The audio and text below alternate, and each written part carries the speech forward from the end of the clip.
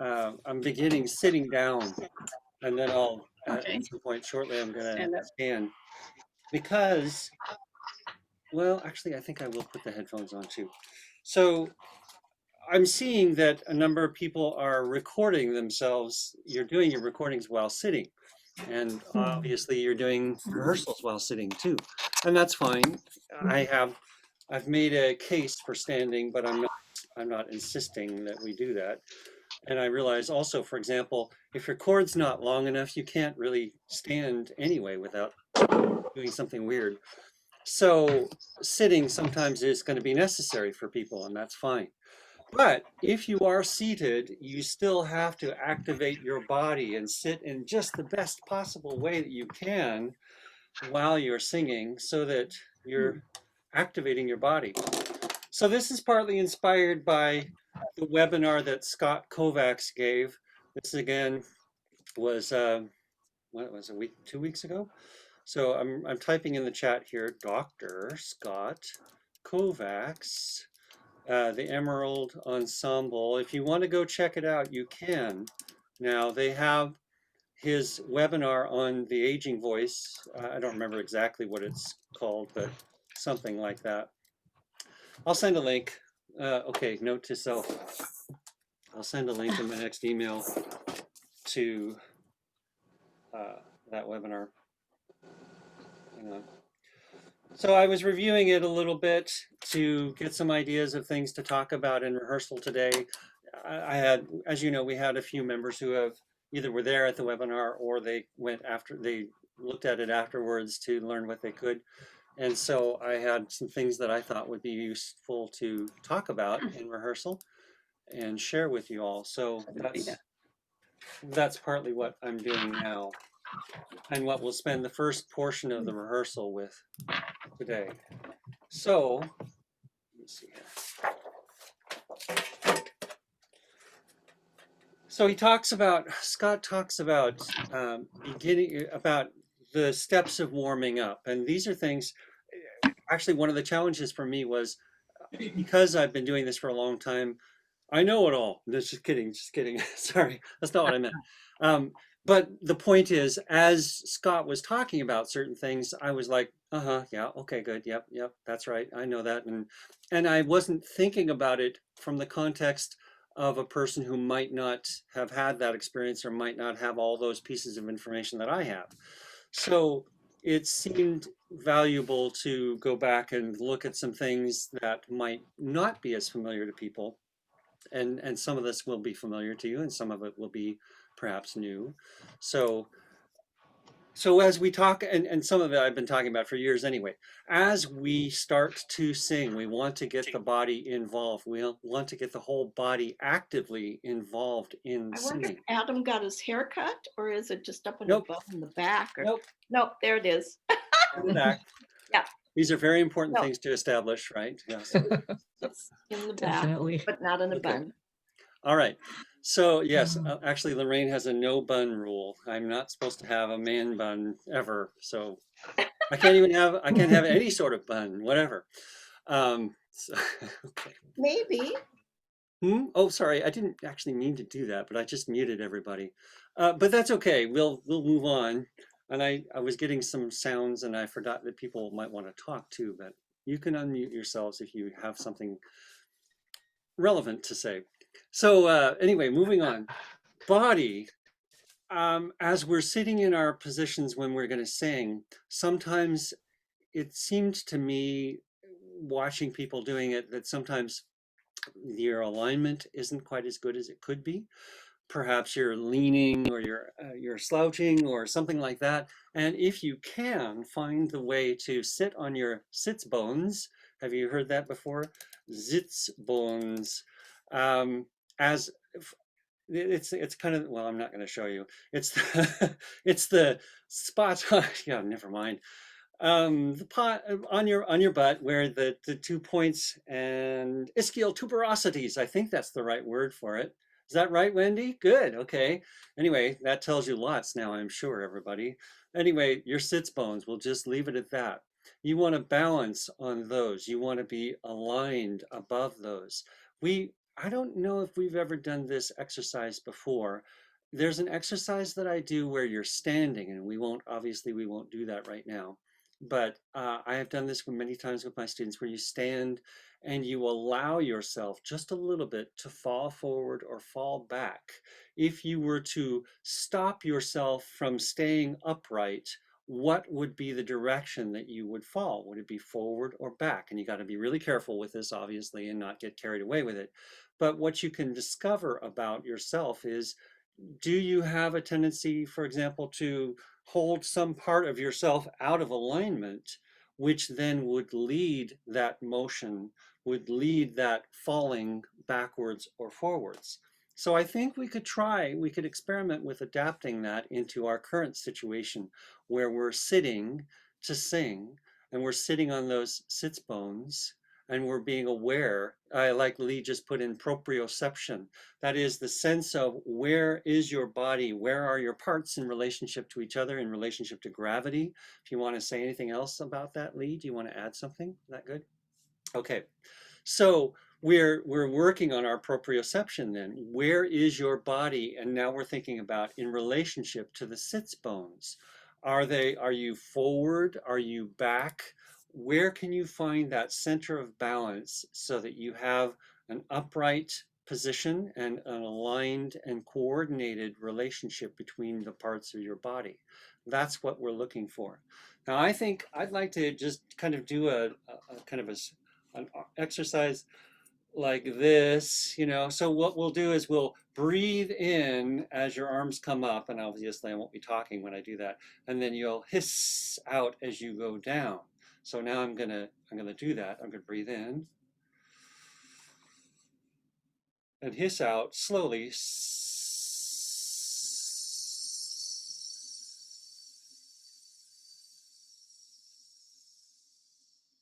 Now, a question for you is, as you're hissing out, do you find your body collapsing? Is it going down with your air? Or are you keeping a state of sort of, erect isn't exactly the right word, but lifted and upright might be good. Let's do the same thing again. We're going to breathe as we go up, and then we're hissing out as we go down, and you're going to stay upright and easy as you hiss out. Here we go.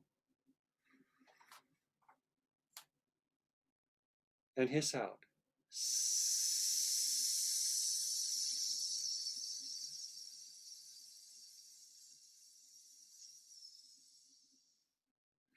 Now, even though I've used up all my air, I find that that exercise helps me find a position where I'm actively engaged through my whole body. And I enjoy that kind of feeling of being coordinated and activated. And I think it's good for my singing. I know it's good for my singing. So I encourage you, think about this. When you're going to sing, whether it's for a rehearsal or for a recording or practice, you might think about an exercise like that. You can do something like that or that exact exercise and see about activating your breath and activating your body and coordinating all the way from your head down through your feet on the floor and feeling like you are settled and ready. And that will be a good way to help you prepare to do that. And as you may have noticed, we've also been doing breathing at the same time. We've been aware of our breathing. We've been breathing in and hissing out and that kind of thing. And so that ties in as a second step in what Scott was talking about in his webinar. So he talks about, I'm going to just take a moment here and type these in. So he talks about body, breath, phonation, phonation, intonation, and registration. Okay. He says these are the 5 steps of a good vocal warm-up.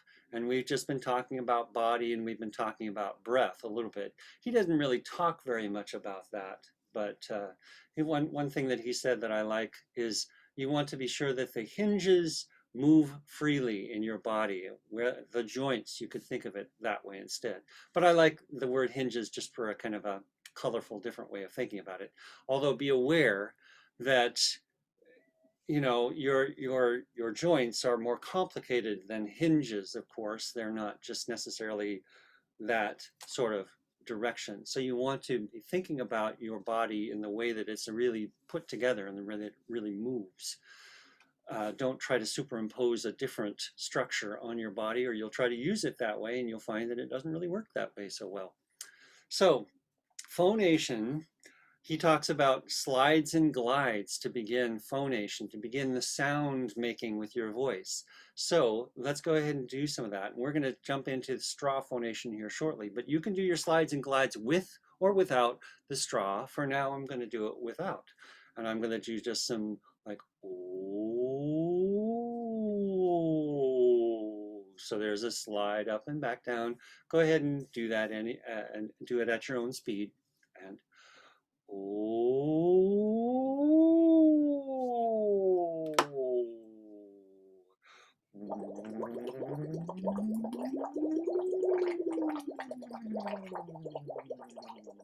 And we'll always still continue to do the straw phonation, so have it handy unless you're opposed to doing it.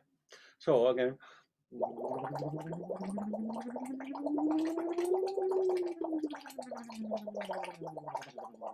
Now I'm thinking about my body at the same time here. I became aware. I think I might be tightening in my neck a little bit. And then I thought about a little release in my neck, and I thought about all through my whole body. My feet are on the floor. They're supporting me. My sit bones are supporting me on the chair. All of me is coordinated and involved in the action that I'm doing. I'll do it again.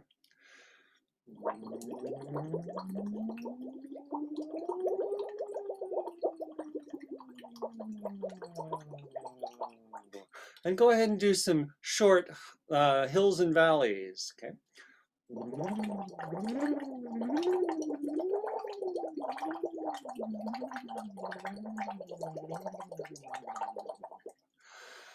Okay, so now I'm going to move on to what Scott talks about, intonation. And when he uses the word intonation, he's not speaking of it in terms of tuning. We'll come back to the straw, by the way, in a bit. We're not talking about tuning, that kind of intonation. He's talking about essentially vowel placement. Where is the vowel happening in your face, in your head? Where is the resonance, and how are you finding that? He suggests that you can, what is he talking about? Well, one thing he talked about was using a nasal quality to find a kind of a resonance. So if you were like, yeah, say, yeah, right? And you're still thinking about your head and your neck and your shoulders all being free. Yeah, why yada, something like that. Wise guy, yeah. All of that is fun to make a kind of a quality in your face to get your sound vigorous and moving and vibrant. So he talks about intonation in that way, and I think I'll let you, those of you who want to study more about what he said there on the webinar. But from you start with the phonation, you start with the feeling of making the sound in your voice, being able to move through your voice freely in the mid-range mostly. And then you also work on where it's happening, and so nya is one way that you get there. And then also he talks about registration as the final step. And I'm taking some of this fairly quickly, and we'll come back to some of these things a little bit. The registration being shifting from one part of your voice to another. And we've talked about register shifts. We've talked about chest voice and head voice and those kinds of terms. And so registration is developing the ability to shift from one part of your voice smoothly to another. And again, the straw phonation is very helpful with that. Let's see. He also talks about using arpeggios. He says it's good to start with where your speaking voice is. And this is a good thing for you to think about in general with your warming up, is you can start with where your usual speaking voice pitches are, and then work out from there, work up from there, and work down from there also. So you're starting from your strengths, you could say it that way. Let's do this. No, I want to, it's funny, because he did the straw phonation towards the end of the webinar, and he didn't really get a lot of time to talk about it. I would have liked the whole webinar to be about straw phonation, but that's all right. So I'm going to go back to straw phonation. One of the things that Scott said that he does in often in lessons with his students, the very first thing that he does is start with 3 low blasts. So like if you think about a foghorn or something like that. So let's do that. And this, so it's like.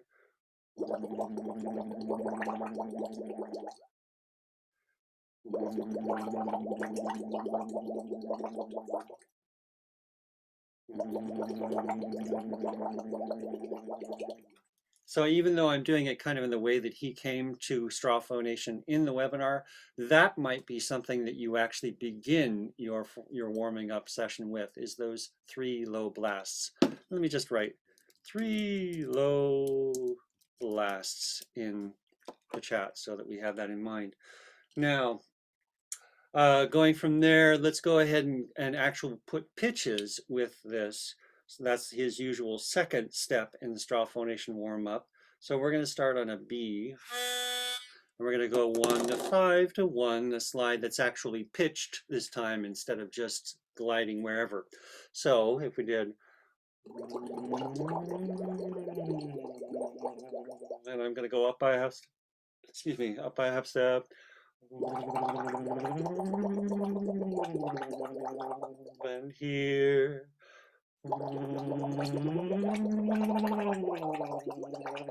Then here.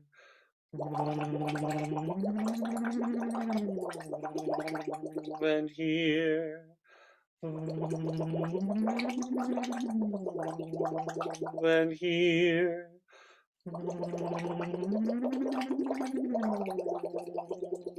Now we can go a little higher, and we will shortly, but I want to check with you and see what you're noticing in terms of your coordination of yourself as you're doing this. Are you finding yourself aligned as you had been before? Are you finding yourself shifting into a different position? We want to stay aligned. We want to stay free in the neck and head relationship, especially. I've realized that I had my feet up on my support here, my desk support, and I realized, nope, that's not what you need to be doing, Adam. And once I put my feet on the floor, I realized, oh, now I have a little better core strength. I have more core connection when I have my feet on the floor like that. Let's do a few more. So I'm gonna start us off on an E. From there, we'll go up from there. Ready? And when the bubbles continue to be smooth and here.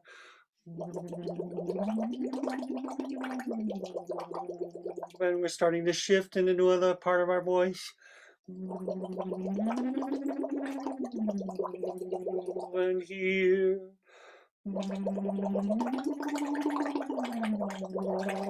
And here. And if you're not doing it with the straw, try it with a semi-occluded vocal tract exercise, like a V. I'll do that with you. And here.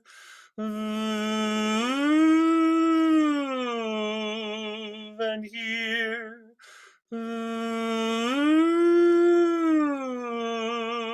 And here.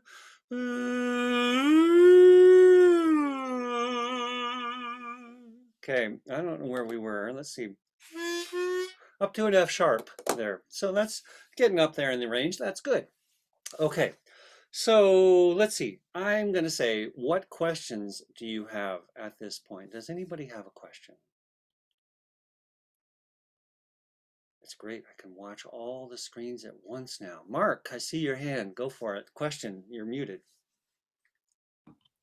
Well, I was noticing that when we were first vocalizing without the straw, I was able to going up and down pretty smoothly between, my chest and my head voice. And then when we were doing the straw, I was like yodeling or jumping. And I had to just really kind of feel that pressure right at that change point and keep that pressure just really controlled so that I didn't change it at all.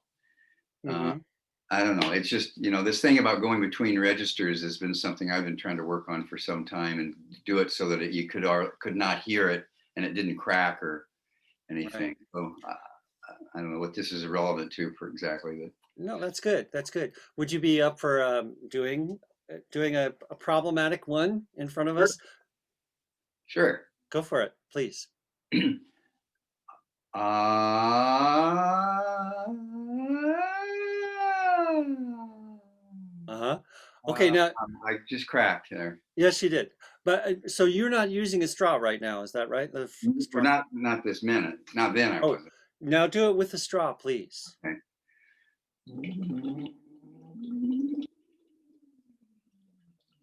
Uh-huh. Okay. So at that moment where you start to feel your voice crack, can you feel it coming? Yeah. Usually people can. Yeah. Okay. And this also, ladies, you be paying attention to this too, because when we talk about the break between the lower register and the upper register for women, the lower one, the lower break, there's another one.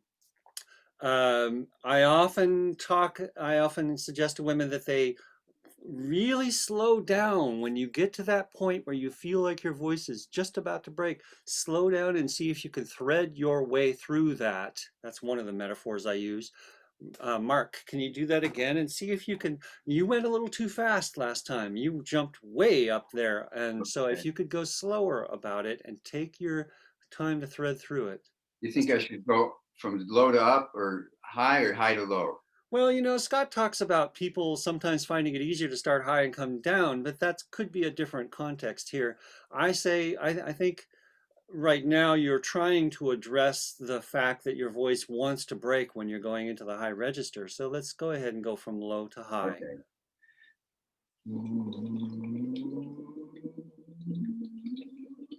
Uh-huh. Okay. So there was a point at which your voice went woo and went Yeah. into the falsetto, right? So Yeah. just before that, like if I was gonna do the same sort of thing,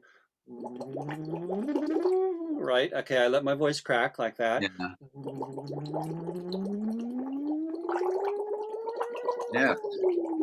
By that time, I didn't let my voice crack. I took my time finding my way through it. And it may be slower for you than it is for me. And maybe you need to take your time slower than I did. Okay. So let's have you do it one more time since Okay. we're kind of on this topic. It's really slow.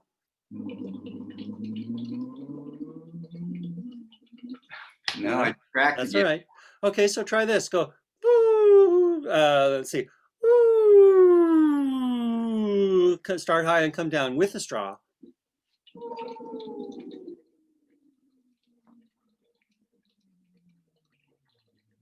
Aha. Now Yes. that sounded like it was smooth, wasn't it? Yeah, it felt smooth. I think it was. Yeah. Okay. Good, good, good. Now do it once more. Start high, come down, then go back up. Okay. Follow the same path.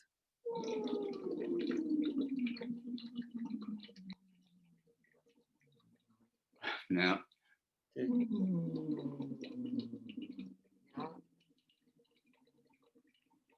Uh-huh. Okay, so that's something to work on, Mark. Then, and just to clarify for everybody else, what I heard was when Mark came down, when he slid down from above, he started in falsetto for the guys, right? And then he came and stayed in falsetto for quite a long time, actually.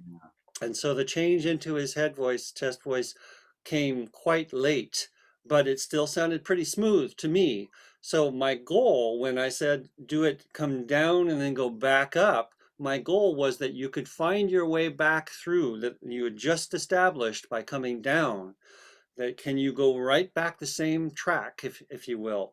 And so that's what I suggest that you work on in the next time that you practice this and One other other times. question or comment. Okay. I've noticed sometimes that, I mean, sometimes I can keep my chest voice to change at a, let's say an A or a B and then I have to change it to falsetto at say a C or a D. But other times I can push.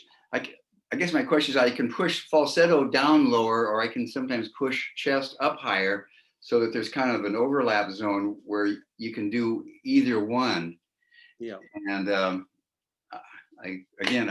not sure what I'm asking you, but I guess I've noticed that That's there's okay. overlap place. That's it. I'm going to riff on that in just a minute, but I see Brian has something to add. Brian, go ahead. I was just going to say that when I was in college and taking voice lessons for the first time, that was something we worked on actively, was extending that overlap so you could choose. Like if your overlaps from a B flat up to a D, if you're only going up to a C, you stay in chest voice. If you know you're starting at a B and going up, you can start in head voice to avoid the switch if you have to. Mm-hmm. So it's something once you learn it, it tends to stick with you, because I've gone a number of times in my life when I haven't sung in a while, but it always comes right back. It's that it's something you like riding a bicycle, to use the cliche. Yeah. Yep. Good. Good. That's good additional information, Brian. Thank you. Mark, so the making the choice about how high you go in your chest voice or how low you go in your falsetto, there is certain trade-offs in terms of the quality. That's one thing that I want to mention, that if you push your chest voice up to a certain point, you're going to get strain at a certain point, probably, unless you know how to deal with it. And then probably if you know how to deal with it, you're not going to just stay in your chest. But, and then conversely, if you carry your falsetto way down, you'll start running out of tone. And your voice will, at some point, it'll just crap out on you and it'll just stop making sound. So that's one thing. You want to be careful that you're not developing a habit of pushing in a way that doesn't help you find the way to mix. Does that make sense? You want to not develop the habit of making the break a more violent or dramatic thing, if you can do that. And that's what Brian's talking about too. That's what I suspect that he was working on, is with his teachers, how to make that a smooth and gradual transition when you choose to do that. But I wanted to tie one thing else about this in for all the women. So think about belting, right? Musical theater, especially belting, come to the cabaret, right at the end of that song. That's wrong key, I'm sure. But when you've got those singers, there's a whole genre, a whole tradition of belting in musical theater especially, and it's also crossed over in pop, of course. And what that is, going back to what you were saying, Mark, is that is women who are pushing their chest voice as high as they can go and up to a point. And I'm actually thinking, Ruth, you might have something to say about this from all your musical theater background. Hold that thought for a second. But when women can control it and it doesn't crack on them, you can get a really powerful sound, a really distinct quality to it. Ruth, do you want to say anything about about that?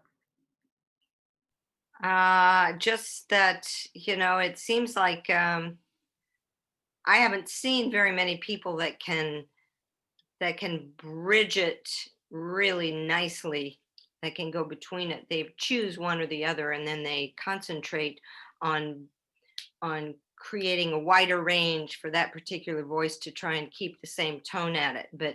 But moving in between them is, I think, rarer. Yeah. Keep it be a good sound. Yeah. Yeah, there are two paths that I know of, at least to that, and one of them is natural talent. You can do it and you don't even know why or how, and the other part is lots of training and practice and working with a teacher who knows how to help you figure that out. So, but you're right. I think it's something that not as many people know how to do, but it's the sort of thing that I practice. I work on with you all. Some of the exercises that we do, even if I don't exactly make it explicit, are intended to help you develop those skills. And perhaps I need to do a better job about explaining what we're doing when we're doing it. Always. Well, I think you give a good example of it. I think you tend to be able to have this incredible range that you keep your tone nice and it's clear and it's just it's not it doesn't change in the tone. Yeah. The tone stays the same with a very broad range. So you're a good example. Yeah, well, thank you. So, okay, I think we're going to move on from this unless anyone else had anything else to add or a question. Linda, go ahead.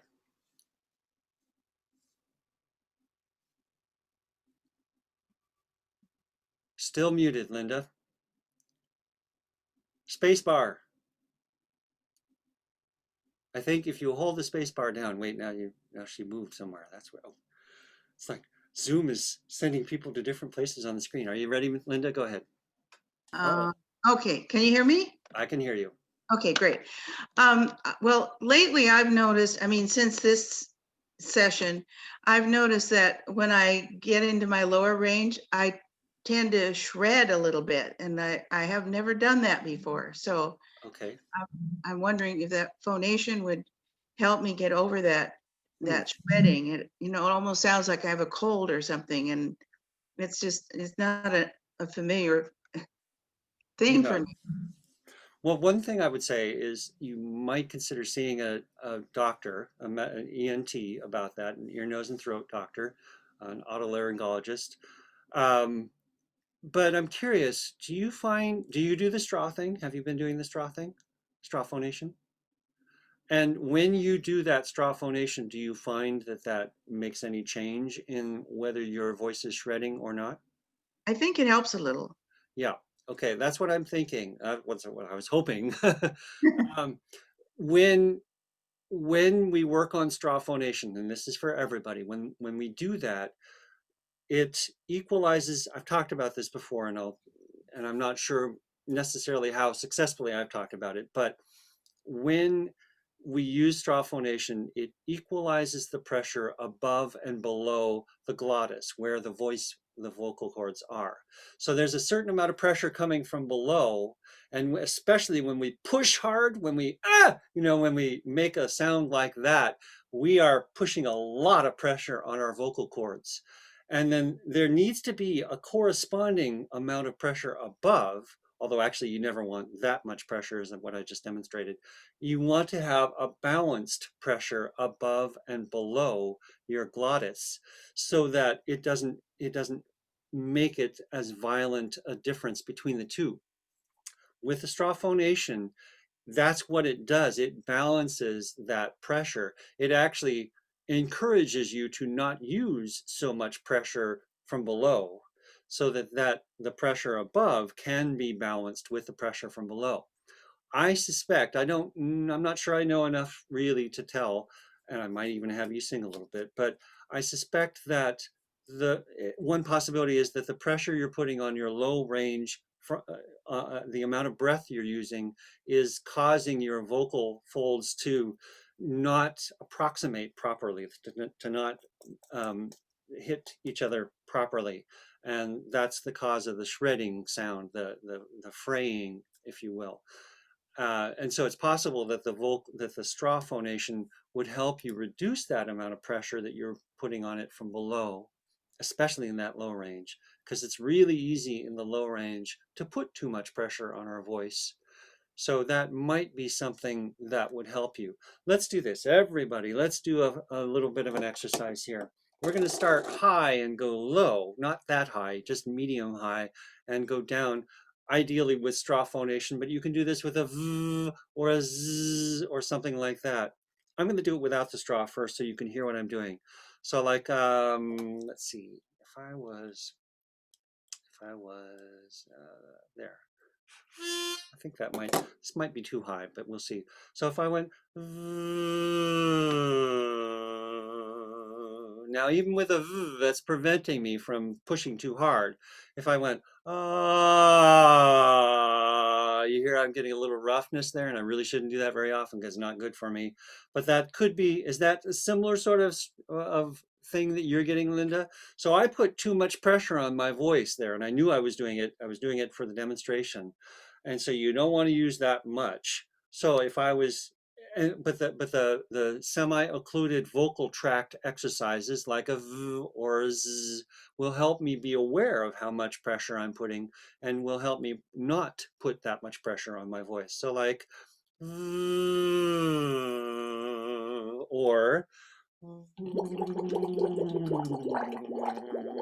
now I can tell, even though if with my v exercise, I was intending to use a little bit less pressure, and I was using less pressure.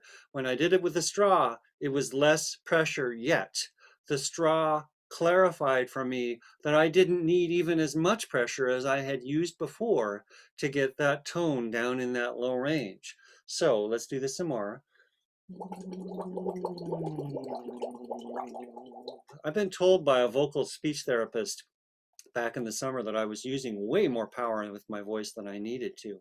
All through the spring with the college choir, I was overpowering them and my own voice. And so this is something I'm learning about as my on my own too. Let's go here, there. Okay, new one, slightly lower. And here. Let's do two of them in a row. First one is going to be on straw or v, and the second one's going to be on an o. Here we go. And oh. Now it feels smoother to me. Did it feel any smoother to you? Did you notice, Linda, anything? Any difference? Okay. Okay, so I'm going to leave it at that for now. And thank you, Linda. Thank you, Mark and Brian, for having things to add. This is helpful for me, and I think hopefully for other people too. All of these vocal exercises, all of these vocal issues are common to many people and things that we all can work on. Okay, we're close to a break here, but before we do that, let me see. One thing I forgot to mention that Scott talked about also, my notes are so confusing. It's like I missed that part. He does one of the things he starts off in early in his exercises. He says is starting high and coming down like starting high, coming down, and then settling on a note before, lower. Or I don't know. Let's see. Ooh, something like that. Ooh. Ooh, and I'm starting mid-range and going down from there. So that just add that. I don't know exactly how I would notate that, and I can't put it in the chat, but sliding down and then staying on a steady pitch. And then he also does ooh, which we've done a million times. Okay, I'm turning the page. Two other things. Okay, let me see. I think let's take a break now.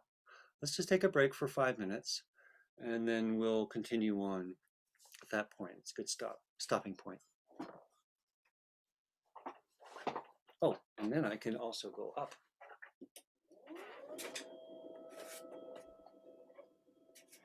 Adam, one interesting thing that occurred as a result of spending so much time doing that transition was the inability to break. Ah, you can't do it by on purpose. I tried to a while after, or actually, I think it was late in college. I tried to learn to yodel. I couldn't. Oh, really? I was just about to ask you. Using the transmission or the transition, I couldn't do it intentionally anymore. Uh-huh. And is that Very disconcerting to have it. Okay, I know if I do this, it's supposed to happen, and it wouldn't. uh-huh. It, really, really strange. Very interesting. And is that still true now? Uh-huh. As much, not quite as much true, I don't think. Uh-huh. But one of the things I've noticed, one of the things that COVID did was completely ruin that transition. Oh. I couldn't do a smooth slide up to a D or an E to save my life at first. It took practice and practice to get that part of my vocal cords back. Mm-hmm. And I'm curious, what was the practice that you did? Just singing. Mm-hmm. Just I didn't do anything anything in specific. I don't think just singing and just practicing.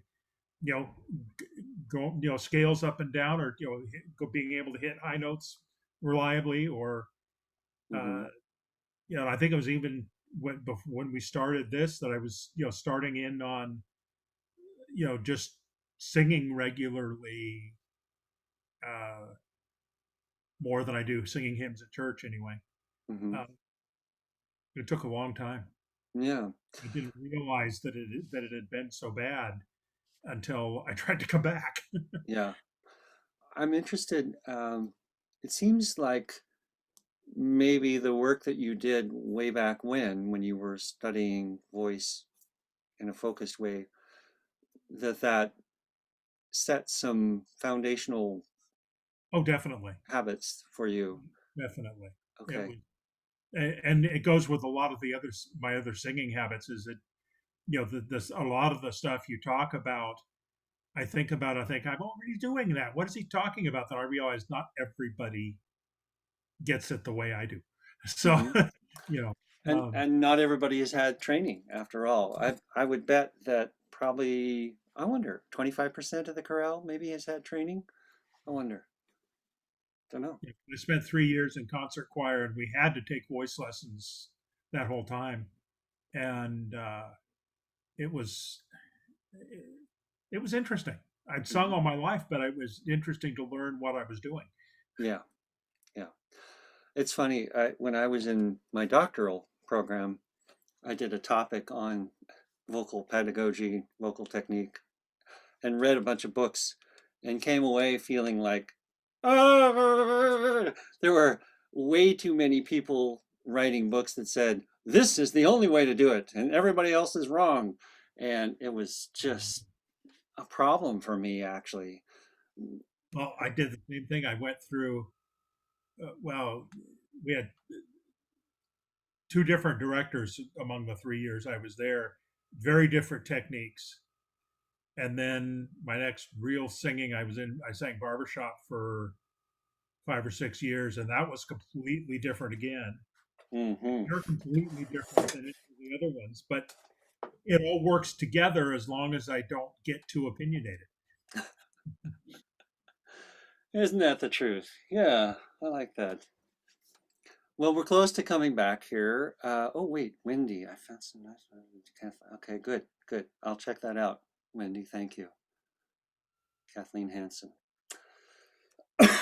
Okay, so I don't know how many of you have noticed, but I put up today on the website, I put up new practice guides for Christmas memories, and they include Eric's singing, and I just, it's so nice. It is so nice. So my first step right now is to play for you the tracks that he recorded. He did the solo part and I did all the other ones. And so I'll share that with you from Logic Pro. But before we do that, actually, I want to also share with you something else, which is I made a new score, like I talked about, just a simple little thing that shows the chorus parts. Thank you, Lee. You printed yours up already, and it looks like others did too. Very good. Yay.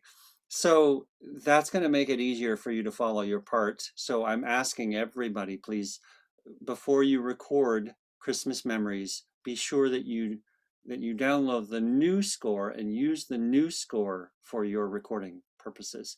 For one thing, not all the breaths are exactly shown in the original version, and it's important that we all are breathing in the same spots.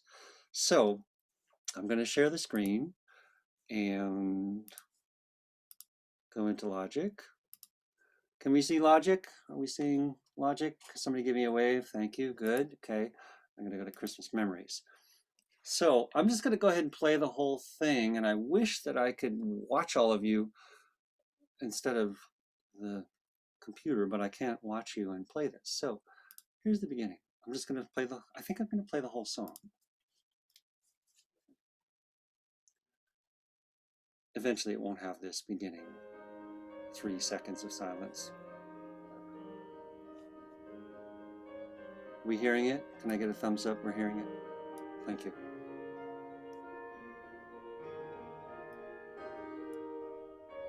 On this cold December morn, snow in the air as the north winds moan. I recall those younger days when starlight was in our eyes, as we waited for that morning light, dreams full of joy on a winter's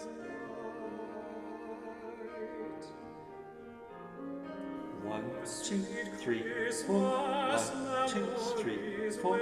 Never fade away, and we're coming home for Christmas Day to our sweetest memories.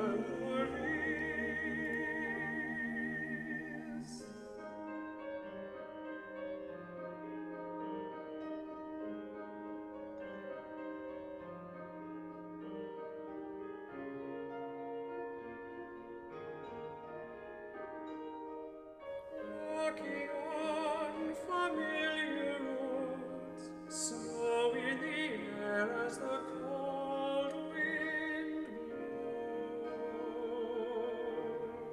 blows. Coming back to a warm embrace where those memories never fade, and we're coming home. We're coming home on Christmas Day to our sweetest memories.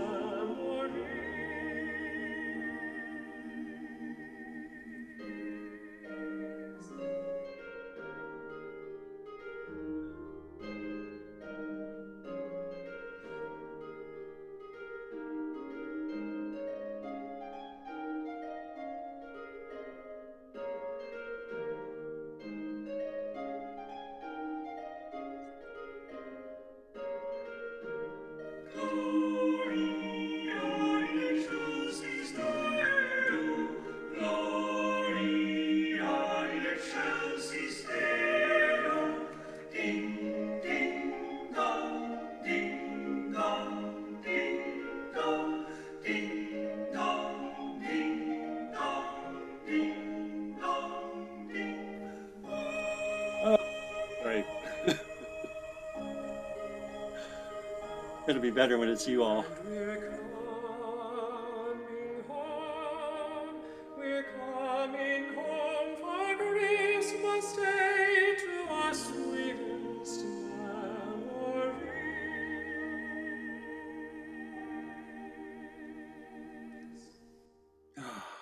Okay. I love his singing. I just think it's so great. It sounds so beautiful. So, and it felt good for me to sing it too.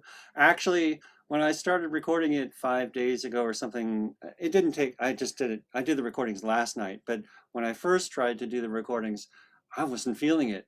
And it was partly because of looking at the notation. I was having a hard time with it. And it was, I think, also where I was vocally at that time. And so I felt much better about it when I came back to it yesterday. And part of that was the notation, and part of it was just better vocal quality for me. So I want to point out some things. Right now I've got some things muted, and I'm going to undo those mutes and turn everything back on. Oops, no, everything back on.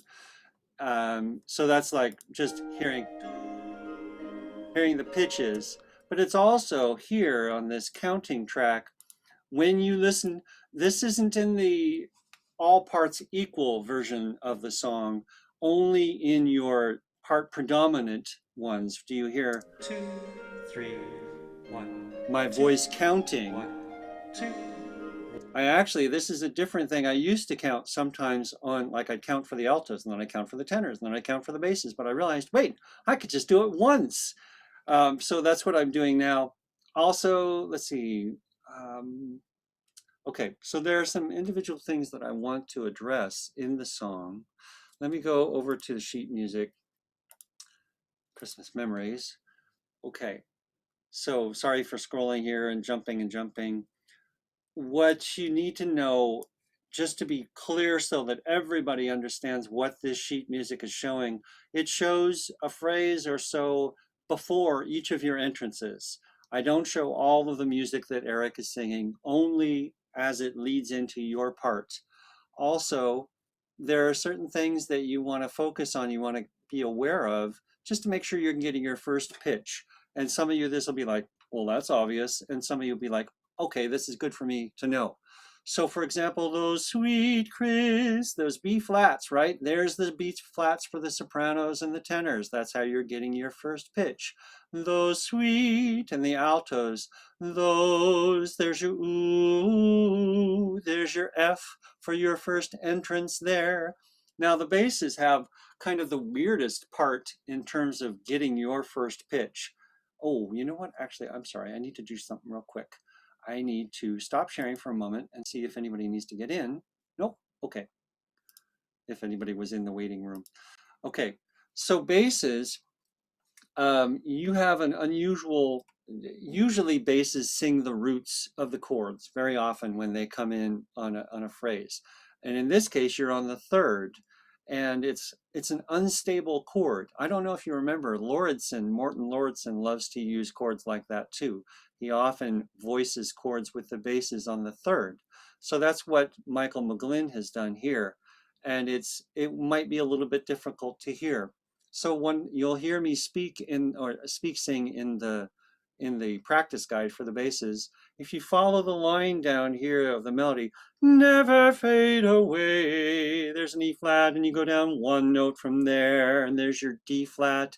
That's one way you can get your pitch. You can also just listen to me sing it for you and get it that way. But for working on it for your future ability to sing this part and come in on it accurately, that's one way to hear that basis. Now notice that there's a breath after these first two measures here. It's interesting actually to me, if you look at here, these two measures, I can't select them. And these two measures here are the same, right? So and if you look, I'm going to scroll real fast. No, I'm going to jump real fast to the end. Here's what I was talking about. Now I put it in the notation so you can see the very last page of the music, page 5. That's the same pitches there. It's interesting to me that he starts the phrase and ends the phrase for the chorus the same way each time. Now, the second time you get that phrase, now we've got it with words, of course, coming home. It's the same pitches as what we had before. And here again, finishing the phrase with the same pitches. So it's an interesting structure. It's kind of unusual. Now, let's go back up here to the first page. And here's where straw phonation comes in again. And we can work on the quality that you begin your ooh singing on. Because ooh may not necessarily be an easy place to start, especially the altos. I'm thinking, for example, for you, you might find that F to be right in the middle of your break. And so it's going to be awkward for you. And you might go, ooh, you might find a little bit of that happening.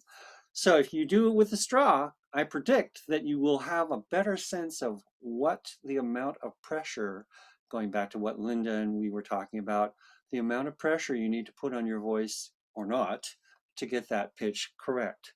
Let's do this. I'm going to go back to logic, and I'm going to, one after another, I'm going to have each section practice their first onset for this phrase. So I'm going back to the beginning, not the very beginning, but here. So let's see. Yeah, okay, I think I'm going to make the altos be a little louder here, all the alto parts. So let's bring those up. Wait, why are we going to have the altos first? Let's have the sopranos first. Okay, so by the way, you notice I have soprano 1 and I have soprano 2 because later in the song there's a soprano 2 part. On the ding dong section you shift and you sing 2 different parts. So sopranos, your first pitch is a B flat. Let's just do a couple B flats up there on straw, okay? So you're going to start with that. You know what, I'm going to do it in my range. Forget that high stuff.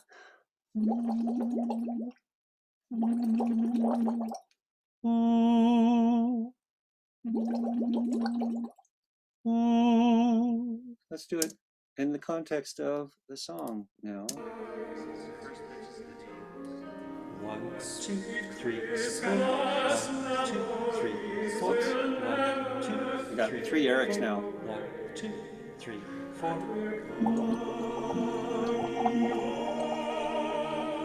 We're coming home.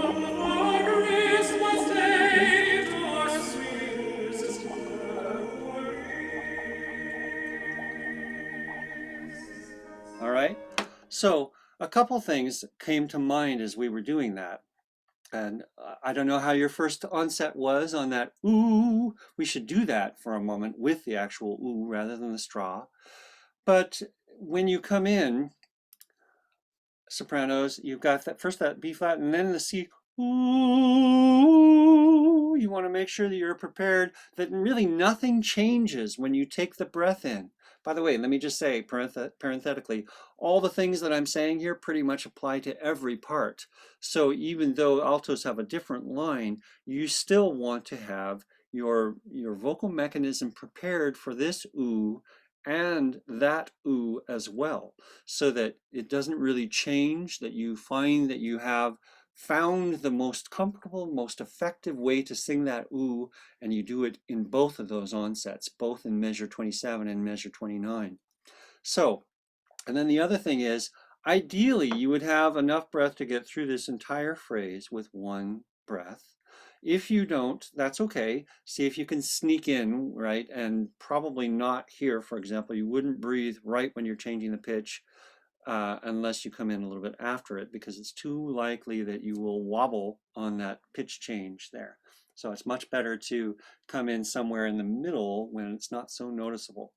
All right, let's go over to the altos and hear them sing this. Just take these sopranos all down.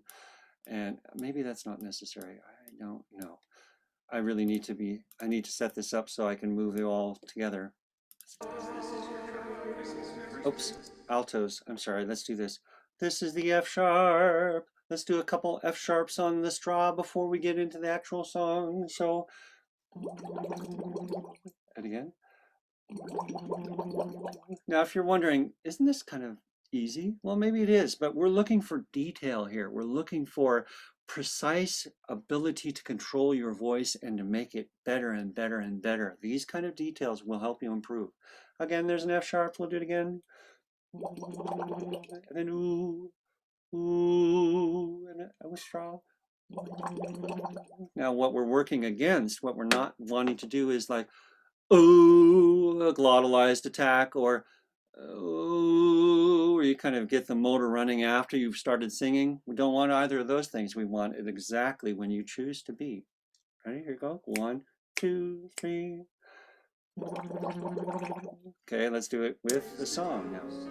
1, 2, 3, 4. 1, 2, 3, 4. 1, 2, 3, 4. 1, 2, 3, 4.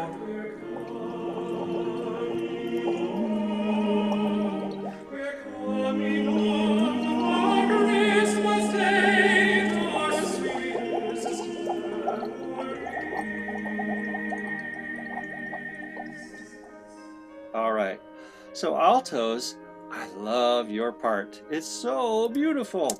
Okay, when you, and let me go back here. Okay, so we have ooh. I thought about putting in dynamic markings in here. Oh, wait, hang on. George, you have a question. Go ahead. Yes, you keep talking about F sharp. It's F natural, isn't it? Oh, thank you. Yes, I guess, yes, you're absolutely right. Sorry about that. Okay, so altos, when you have this, you want to crescendo into that A flat. Ooh, and then a decrescendo into the G, and then ooh. See that right here, this tied note there? That's really got a crescendo going down the line to the F sharp, and then a little bit more in the A flat and the G. Not F sharp, F natural. Why did I get that in my head? All this time I've been thinking I was singing, well, never mind. Okay, so anyway, there's so much room for shape altos in this line.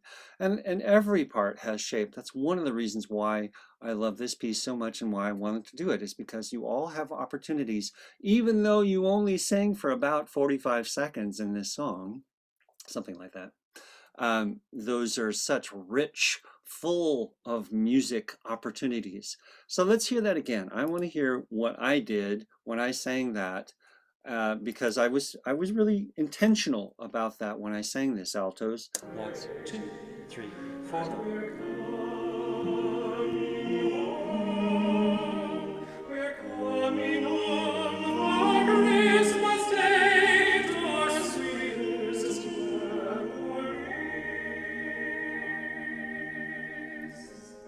All right.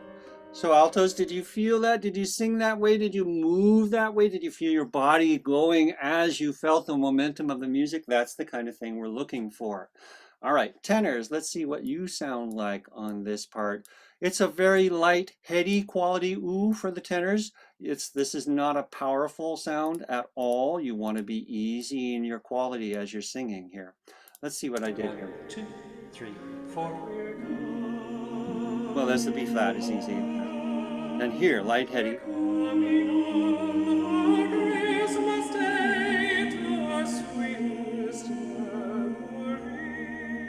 right.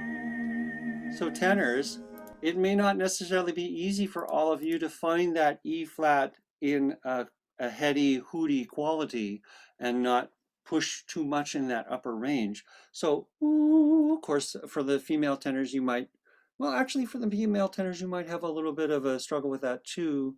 Not struggle exactly, but if you sing that first B flat with a lot of weight, because it is relatively low in your range, you may find that you have put more weight than you want when you sing the E flat.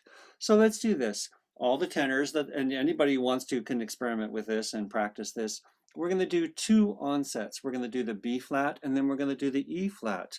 And we're going to do it with straw. I'm going to do it with straw. You can choose how you want. You either do straw or do a semi-occluded vocal tract exercise, please, like a V. So here's the B flat. Ooh. Yep. So I wasn't ready for that one again. Now the E flat.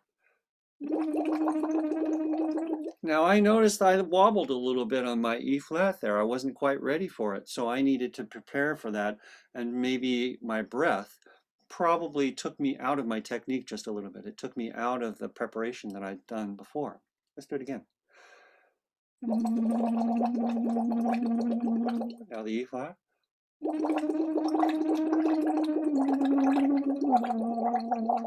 So that helped me prepare, and the straw gave me a sense of what that ooh could be like with the lightness and the hooty quality. Tenors, let's do the B flat and the E flat on ooh. Ready? 2, 3. Ooh. Ooh. I'm not reading the music, so I'm not sure I'm singing right. Okay, but good. So the point is you come in on that E flat up there with that easy quality. Ooh is prepared, just the right amount of pressure on your voice and not too much, and you'll be in good shape. I think I should do that with the recording so you get the chance because everybody else has had that too. So here we go, tenors. 1, 2, 3, 4. 1, 2, 3. Here's the B flat. 1, 2, 3, 4. Let it go.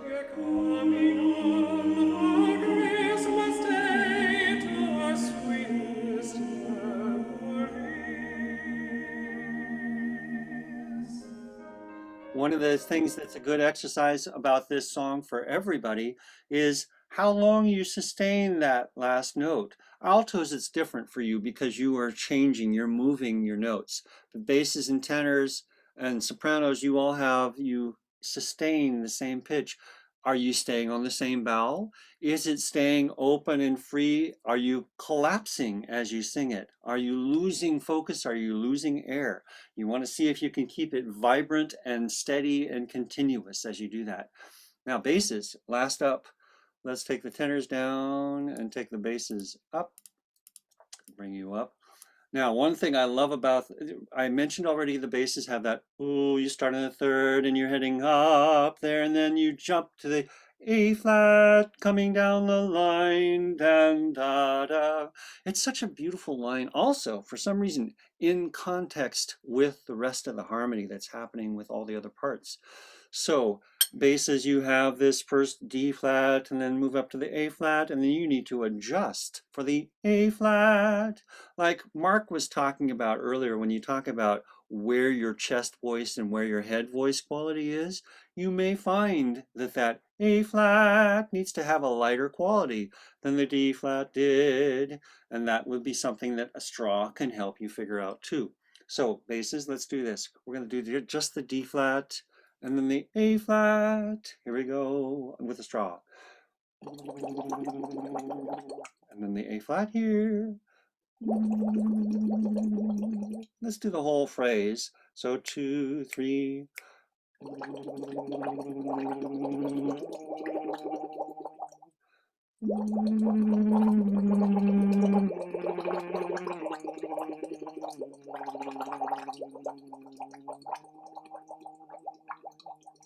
Good, okay. And how are you doing as in terms of staying steady on that sound and easy in your body as you were singing all the way through? Like the altos have, as you're coming down through this line here, I'm using too much pressure. I need to put the straw back in my mouth.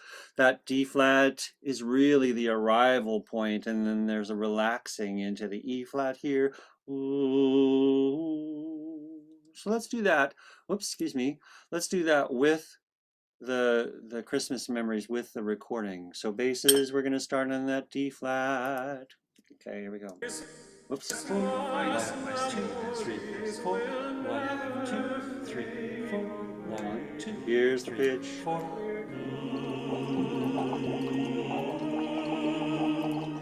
coming home for Christmas Day to our sweetest memories. All right. Good. So, something else to think about as you sing this, when we have,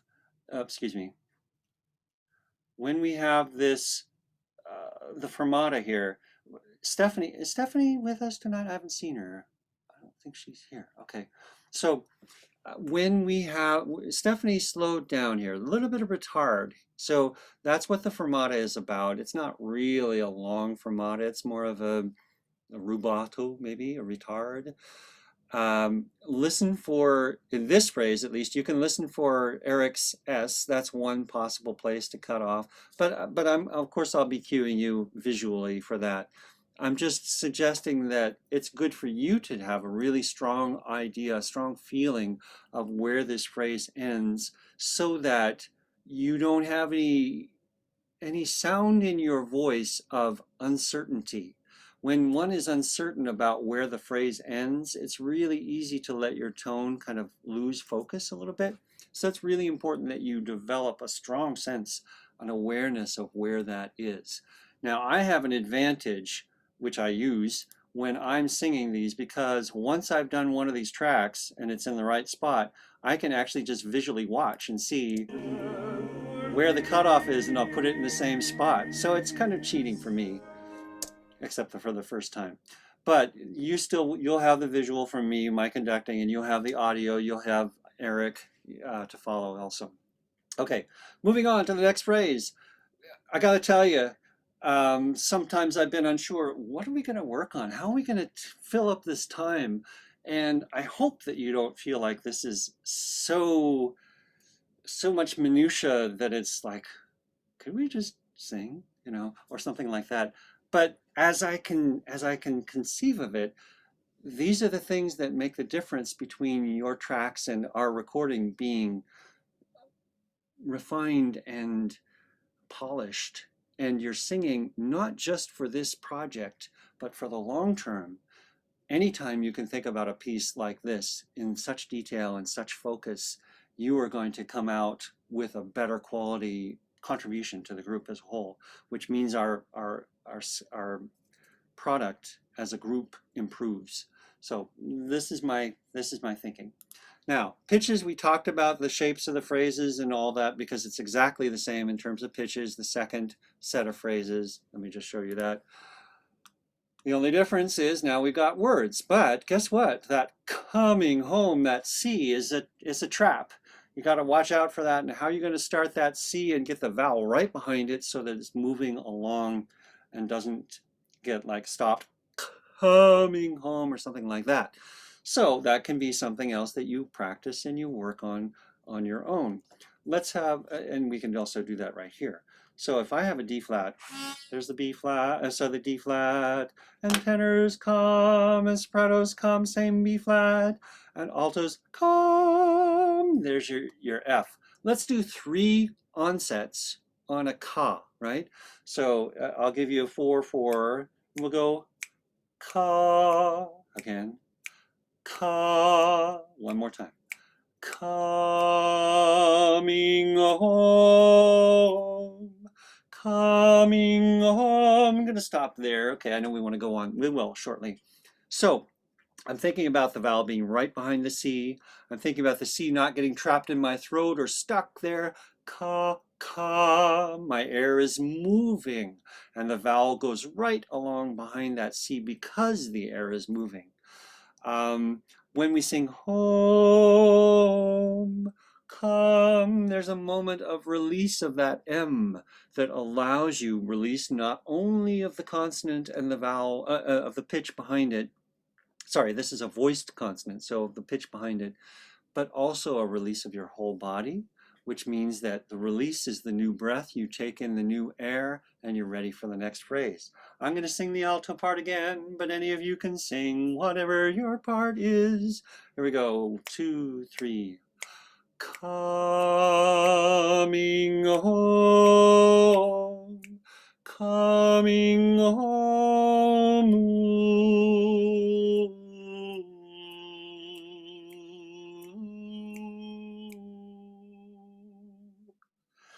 All right, by the end of the phrase there, I was starting to run out, and I need to remember that I need to get a little bit of an air, a little bit of a breath here.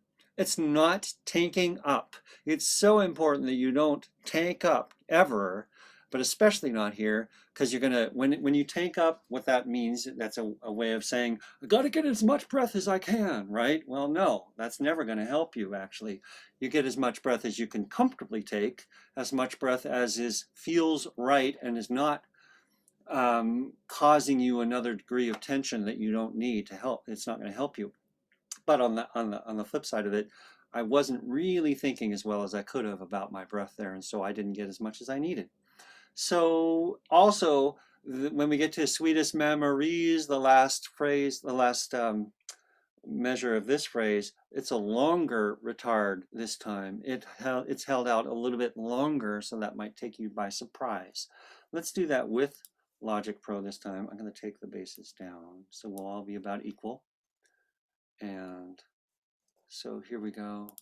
2, oops, wrong spot, sorry. Back to this spot. 2, 3. So we'll all sing it together. 2, 3, 4. 1. Nice release. 4.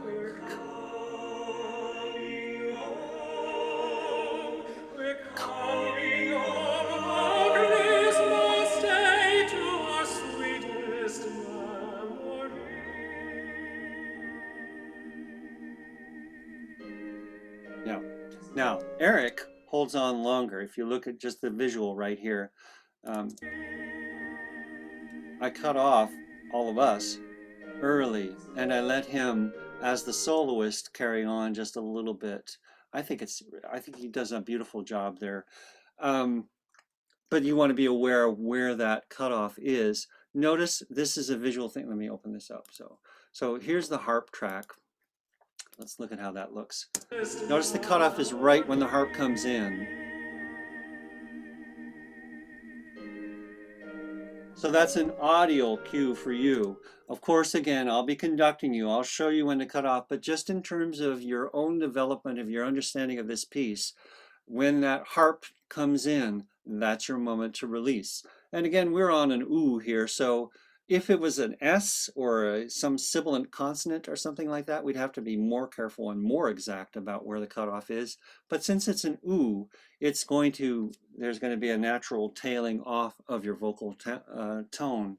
So that'll work even if you're a little bit later, a little bit earlier. It'll still smooth out across the group. All right. Sopranos, I wanted you to be aware of something here.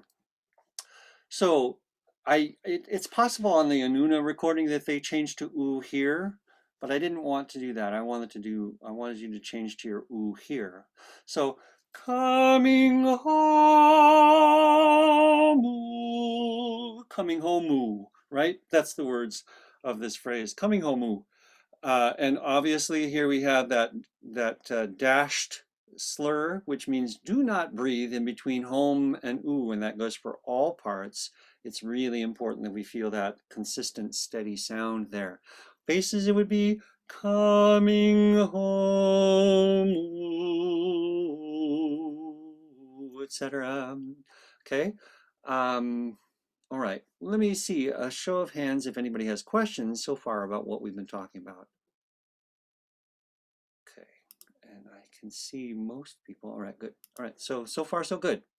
All right, let's come out of the sharing for a moment. And actually, I think we'll stop sharing because it's time to take a break. So let's take a 5-minute break and we'll come back to this song and do a little bit of Solstice also later. Maybe Santa. Solstice, Santa. Hey, Adam, I have a question. Okay. And I may have totally missed this, and I'm sorry if I did, but I have friends all over the world who are asking how exactly they're going to access our concert. Mhm. And I haven't been able to tell them. I don't know Right. exactly. Right. Well, the easy part is any moment I could go right now and create a Zoom meeting for our chorale, which would have its own special URL link, and I could publish that. We could put that on the website today, and then anybody who wants to watch the show, watch the performance, will click on that link if they have access to Zoom, if they know how to Zoom, Okay. and that's how they'll get on. Okay. There are two questions in my mind about that, which is one of the reasons why I haven't done that yet. One is there are ways to make it so that you only see the presenters and you don't see anything else from anybody else. And that's the way I want to do this one, so that we won't have what we usually have in our rehearsals with all the videos from everybody. We'll just have a few people, me and some special guests and things like that. And part of that reason is because we've heard about, I can't remember what it's called, Zoom bombing or whatever, where people who are not invited and who have unpleasant things to say or do jump into a Zoom meeting. So I want to make sure that we are not letting anybody do that. And I'm not quite, I don't know enough about how to make that work yet. So that's the main thing that I'm still investigating. The other thing is we're working on a graphic to promote the concert, basically, which we can put on the website and put in Facebook and put in Twitter or whatever, that will have that link on it, and so that people can click right on it and that'll take them to the Zoom meeting. So that's the long-term plan, and not that long-term, because we want to get that ready. I think ideally by Thanksgiving it would be good to have that, so that we can start letting people know about it and inviting them. That's great that you have people all over the world who want to see this. That's I do. I have friends in Australia. I don't know what time they're going to be watching it. I have friends in England. Yeah, right. Lots of people who want to watch. That's so great. Yeah. Yeah, well, David Hamilton from New Zealand will be watching it also. He'll be one of our special guests. So, and maybe Michael, as I mentioned, from Ireland. So I'm really hoping that people will attend in numbers. I don't have any idea what we're gonna get. Okay. But well, and there are some local people that I don't actually have electronic connection to, so I'm just going to literally call them up and say, okay, here's what you need to know. yeah, and it'll be right on the website too. There'll be a link there. Koisi, you had something? Yeah, well, it'll be available afterwards, right? That's right. So all my friends in England and Europe probably aren't going to watch it at 3 in the morning or 4. Oh, come on. A couple might actually, but a lot of them won't. So yeah, that's all right. That's fine. Yeah, I think actually David said that in New Zealand it's going to be, he's going to be in a rehearsal, he said. So he's going to step out of his rehearsal for a few minutes. And so I'm thinking it can't be at a weird o'clock in the morning. it'll be the next day in the afternoon. Oh, that's what it is. Okay. Yeah. Adam? Yep. Will you know it after it's over or during how many people have listened to it? I think that should be something that I can see as presenter. I'll see the number of people attending. Yeah. So It'd be good for our publicity and just kind of the acknowledgement of that the chorale is still alive and it's putting out music. yeah, yeah, absolutely. Now, in terms of the what's on YouTube, hmm, well, I actually had been always intending that the individual songs would go on YouTube. So Christmas Memories will be its own YouTube thing for 3 minutes and 39 seconds or whatever. But what Koizi just said made me think it's possible the concert as a whole could be put on I on think YouTube. that's right. Yeah, which is Right. not what I've been thinking about before, but I think maybe, You could do both. yeah, we can do both. Yeah. As a matter of fact, actually, depending on how many pictures we get, images that chorale members submit for use in the PowerPoints, it's very possible that we could have different versions of the same song with different images included. Which reminds me, I need to make an ask for the group. I need to start having some help putting together those PowerPoints. So, but we'll talk about that. So I think we are actually, that was 5 minutes. Yes, go ahead. Could I say something to everybody when we Sure. come? Yeah. I just really want to thank everybody, I think, Mm. because this is hard. It's harder than we thought it was going to be. So just like as a board member and as somebody who's been around a long time, I just felt like I wanted to encourage people. Yeah. Well, it's possible. I think I'm seeing a lot of people in their video screens, and then with the ones that are dark, I'm not sure, but it's been about 5 minutes. So you want to say that again, Koizi? Yeah. Yeah. I've been thinking, and Nina and I have been talking about how this is harder than when we gather as a group. Normally, both of us learn a lot in the rehearsals, and we don't have to do a lot of preparation at home. And now we're all having to be very responsible for learning everything pretty much by ourselves. So it's different. And I just wanted to thank people for hanging in there, because I think there are a couple reasons we're doing this. One was to give us a chance to keep singing and be together in some way. It's not chorale, we all know that. It isn't the same. But we are getting to see each other and hear each other to some extent. But the other reason for me, and I think as the board thought about this, was to let the world know, since we have become part of the world stage of COVID, to let them know that we've found a way to sing safely together, and that we're still trying to fulfill our mission, which is to bring choral music to certainly the Skagit Valley, but now I think we have a bigger audience, and it can be much bigger, I think. So thank you for hanging in there and doing this hard, sometimes embarrassing, horrifying, when you listen to yourself over and over again, and it's hard. So thanks. May I add something? Sort of from the board, at least my little part of the board. Yep. I second it. It's true. Definitely. Thank you. Good. Bob, you had something? Getting back to Koizi's statement about recording your voice and playing it back. Boy, do the bad notes stand out. I mean, gee, many Christmas, it's brutal at times. So I think this is something you could mention when we do get back together as a group, is, go ahead and do this when you've learned some of the music fairly well. Record yourself and find some kind of a speaker that plays it back other than your your phone. And I mean, timing and the click track things are great for timing, because I'm finding I was tending through most of Betlehemu to be just a little bit behind, and you got to pick that up to match with everybody.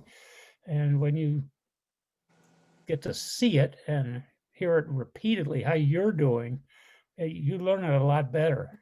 Mm, Yeah. mhm. Thank you. I see Karen and Jean. Jean, go ahead, and then Karen. Yep. It looks like you're muted, Jean. Oh, no, you weren't, but I couldn't hear you. So you work on that for a second, and Karen, you go ahead. I just want to say that it's been a whole new experience, and it's been very intimidating. And when I play it back and listen to my voice, I think, "Oh my God!" So it's scary. It's really scary. But I'm glad we're forging ahead and doing it. Yeah. You know, we can all hopefully learn from this, and someday hope and pray that we'll be back together. There's nothing like being in a big room and being with people and the actual thing and having you direct us. And thank you for all that you're doing. Thank It's you. appreciated. Thank you. Jean, are you with us? Are you audible? Oh, can't hear you. You could write it on a script okay. You could put it in the chat. I wanted to say that there's no reason to think we won't be back together again, right? I mean, sooner or later. It might be later, but it's going to happen that we will be back together in the same room singing together. And we just have to be patient in the meantime. But I'm so appreciative that people are taking the opportunity to learn and improve what they do. And I'm sure that's going to pay off when we come back together. And another thought that I had was, you know how when you're really sick and you can't do what you usually want to do, and then you get better, and for a really brief period, you're like, oh, I feel great. Life is wonderful. I can do these things again, you know? And then after a while you forget that, and then you just kind of go back to life as normal. I'm wondering, how long are we going to just treasure every moment of rehearsal in person together? I hope that it's a long time, and I pledge to remember and to make that explicit, that we are thankful when we get back together. We are thankful that we can get back together and we can sing.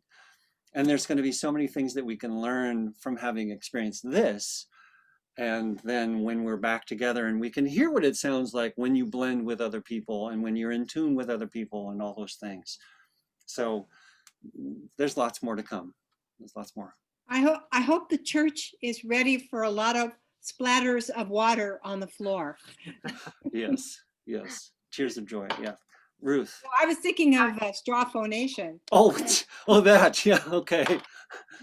I just wondered, there were a lot of people that weren't here last week because of the elections. Could you say something about the different categories of photos we're going to be collecting? Thank you. Like you did last week, and also who we send them to? Okay. So you have two options for photos. I'll address that first. There is a page on the website, thank you, Brian, that you can submit photos there, just like you can submit audio files, your recordings there. And it's pretty easy. There's like 3 steps to it.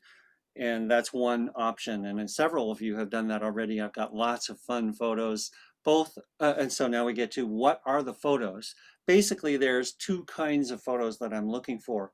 One is photos of you, especially your family members and you celebrating Christmas, or just being yourselves, so that we can include collages of numbers of people from the chorale and their families, just to show who we are, that kind of thing. Then the other is more like Christmas related, what's the word? Shoot. I keep saying pastoral, but that's not really what I mean. When you don't have people in it? A photo that doesn't have landscapes. What? Landscapes. Landscapes, yes. Although some of what I've been getting isn't necessarily landscapes. It's like pictures of decorations, right? Christmas decorations, and that works too. It doesn't have to be outdoors. We have some photos that are like snowy landscapes, and then some that are glittery things that are decorations inside, and Interior. interiors. Yes, thank you. Who was it who gave me the shoot? I can't remember now. Somebody gave me. somebody gave me a photo of a grandpa with 2 grandchildren jumping into a pool, and the grandpa has, thank you, Marty, it was you. The grandpa has a Santa hat on. So this is Oh, perfect, Santa yeah. jumping in the pool with, with grandkids. So I'm looking forward to Adam, that one. Yep. I have a question. It says upload photo and I hit submit, but I get no recognition that it's been submitted. So then I Yeah. worry, I mean, Did it? how do we know that it has been submitted? Okay. So Brian has said before that I think there is an indication that something turns gray when it's being submitted. Is that right, Brian? I don't remember, but there should be after it's done, and it may take you a little while, depending on your internet speed. It may take a little while to do it, but there will be a little thing that it will say under the button, where the submit button. It'll say the upload succeeded or the upload No, failed. nothing. I Okay. got nothing. All right. Brian, could you take a look at that? And is there a way that we can make that more explicit? It may be that we don't have any options I for don't that. have a lot of control over it. That's all on the That's okay. side. Yeah. I will. Yeah. I don't know, but if you're having trouble with that, email is probably the better option. And you can send those to me. That's fine. I can take the emails. So, Oh, okay. which, by the way, I said in my email to the group that it might take me a few days to let you know that I received your audio recordings. The issue is this: when I get a recording from you, there are 2 things that I want to do to communicate to you. One is that I got the recording. Number 2 is that I've listened to it and that it's going to work in the mixed with everybody else. And when I say that it's going to work, I don't mean that you sang well enough generally. I mean that there are no technical issues that cause it to be unusable, right? So, but the problem is I can't listen constantly to every new email that's coming in. So I do them in batches. Also, I have to make sure that I save everything that comes in so that I don't lose anybody's tracks. If I send you an email that says, okay, I got your track, thank you, then my email shows me that I replied to you, and I don't know whether I replied to tell you that I got it or I replied to tell you that I listened to it. And it gets confusing for me really fast. So my way of dealing with that is by not telling you at all that I got the track until I've actually listened to it, which I realize makes you be a little bit uncomfortable because you're like, did he get it? Did he listen? Was it really bad? Or, so don't worry about it. Just give me a chance, give me some time. The other thing is when I'm listening to tracks and when I'm dealing with them, I'm trying to deal with all the same ones at once. So like if I have 8 different emails from different people with Santa, down under Santa gets a suntan, I want to deal with all those before I go over to Betelehemu or something like that, which means that, so that means that I'm going to deal with those emails before an email that I got earlier with a different song, if that makes sense. Okay, so hopefully that makes sense, and just have faith, and it is happening, and they are coming together. And Lorraine says that I need to play a song for you soon, not today, but maybe next week I might be able to play Sing On for you, what we have so far. And the other thing that I've been struggling is not the right word with, that's way too strong, but I need to have enough of the complete set of tracks that I'm going to get before I do certain kinds of editing. For example, if I have a whole bunch of sopranos singing Sing On and maybe a bunch of them messed up on the same thing, if I start right now editing out and taking out the spots that many sopranos messed up, and this is theoretical, this is not true. But if I start taking out everybody who did that, I might end up with just a few left who are supposed to carry that little moment of sound across. And if I take out all the ones that messed it up and end up with only a few carrying that across, then it's going to sound odd in the mix. I'm not sure I'm explaining this very well. And so I need to find out, okay, what does the group as a whole, what does the section as a whole sound like on that part? And what do I really need to cut out, and what is acceptable? What's gonna be needing to keep in? Does this make sense? Yes. Okay. Yeah. All right. So that means that there are certain kinds of editing that I can't do until I have the majority of the tracks in. And so that means, and Jean was kind of asking about this, what's the deadline? And I said, well, just get everything by Thanksgiving and that'll be fine. Well, I kind of do need to be a little more specific than that. But I haven't exactly figured it out. And it's got to be a rolling thing anyway, because like Christmas Memories, for example, you got to have a few weeks to get used to that and record it. But maybe we should say that Sing On, now is the time. Okay, we can do this. Figure by the next Tuesday. If you're going to do Sing On and you haven't done it yet, do it by Tuesday. Do it by a week from now. And Betelehemu will probably be a week later, and then we're basically at Thanksgiving. I'll do that. That'll be good. Something like that. So, it'll work out fine. And when I say Thanksgiving, that leaves me still 2 weeks of time plus to put things together before a concert. So, I'm not worried about that. It'll be fun. It'll be enough time for me. So, and I see Stephanie's just joined us. So, hello, Stephanie. Welcome. So, all right. Well, let's go back to Christmas memories, because we haven't worked yet on the faster section of that.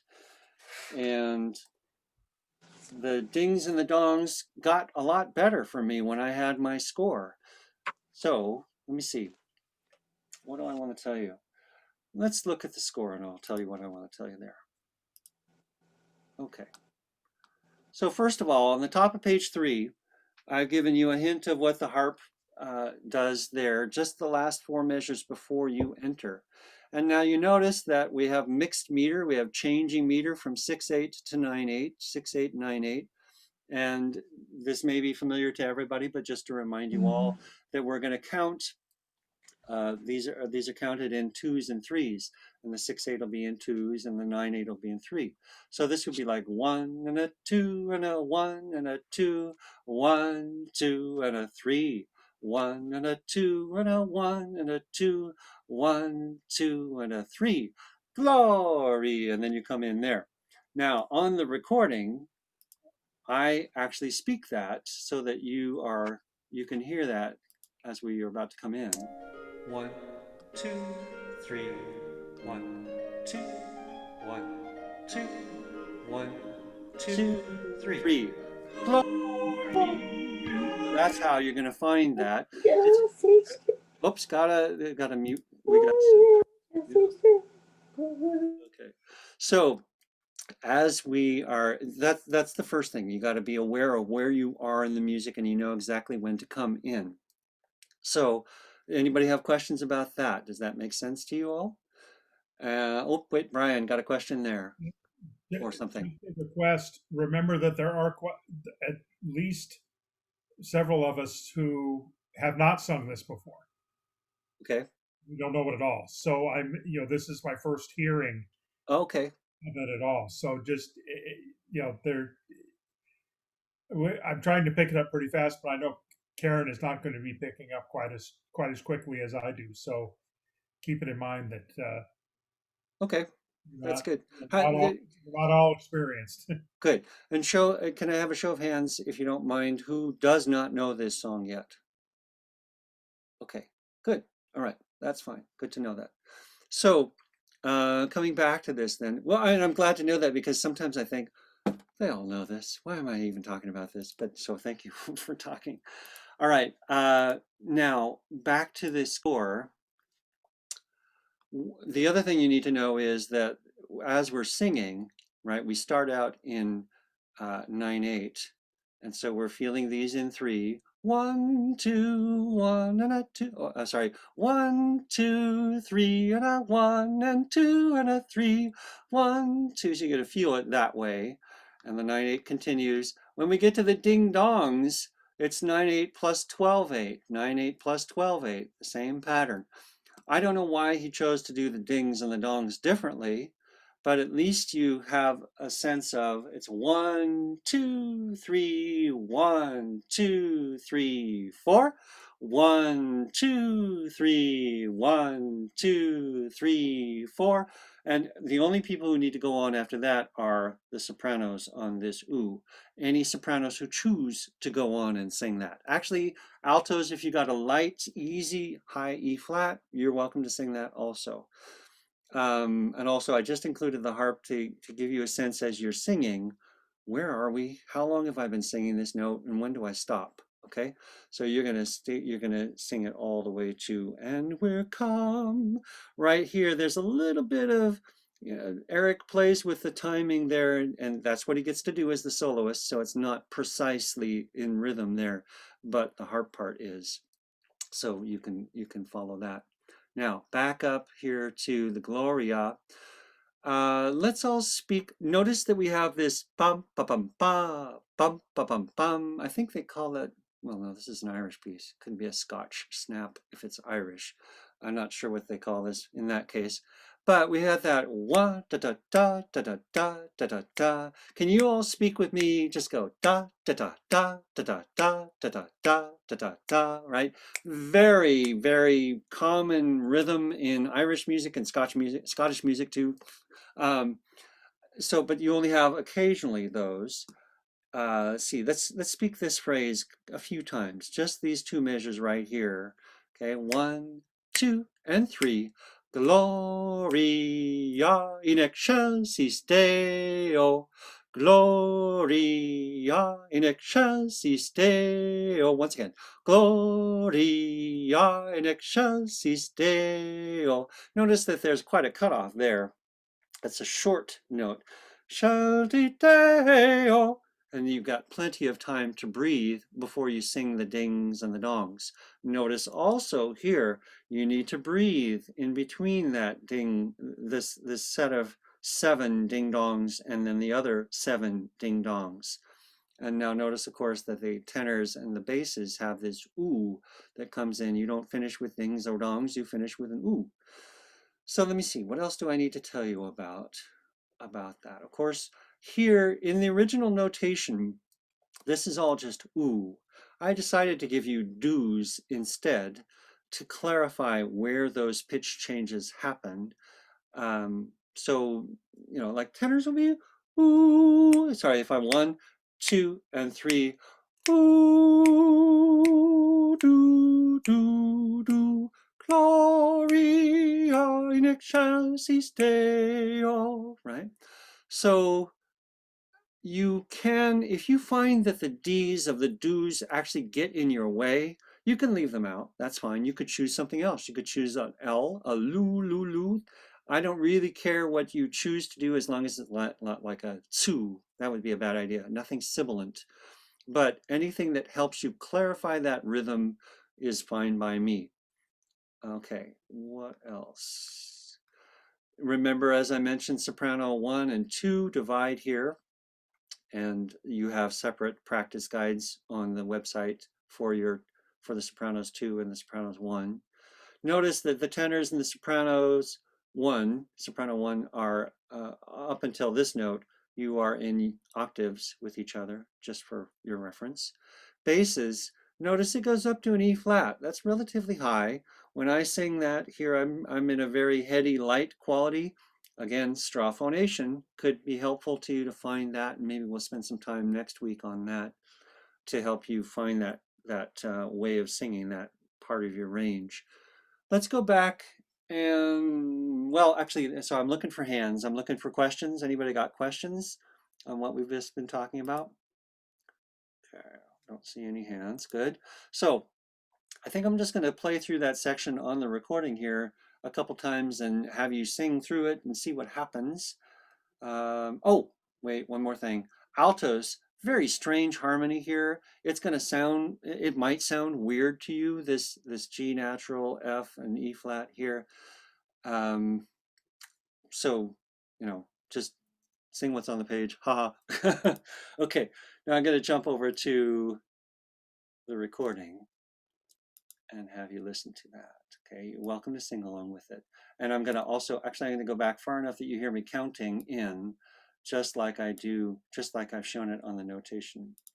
1, 2, 1, 2, 1, 2, 3, 1, 2, 1, 2, 1, 2, 3.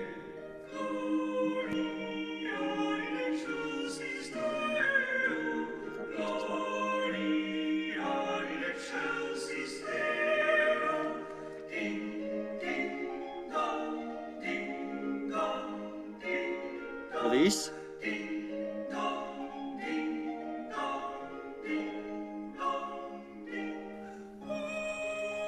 All right. Okay. Now I'm going to keep complaining about that nasty ooh from the sopranos that I sang because it wasn't loud enough until I put these extra tracks in, and now it's a little unpleasant. But at least it gives you your pitch, so you sing it prettier than I do. Altos, that time through, there wasn't enough of you. I couldn't hear you very well in the mix, so I'm going to bring you up just a little bit so you can hear it better. And then basses and tenors, when you switch to the ooh here at the end.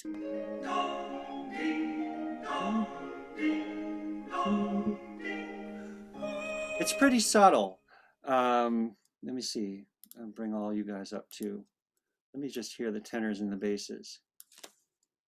Ding dong, ding dong, ding dong, ding. Right, okay, so I think I'm going to mute you. So let's see, what else do I need to tell you? Yeah, we want to hear the altos again. I'm going to bring the basses and tenors down. I'm going to bring the altos up so you can hear better this time. Going to go back and do the same thing. You can all sing through, but I have the altos featured at this moment. So 1, 2, 1, 2. Here we go. 1, 2, and 3.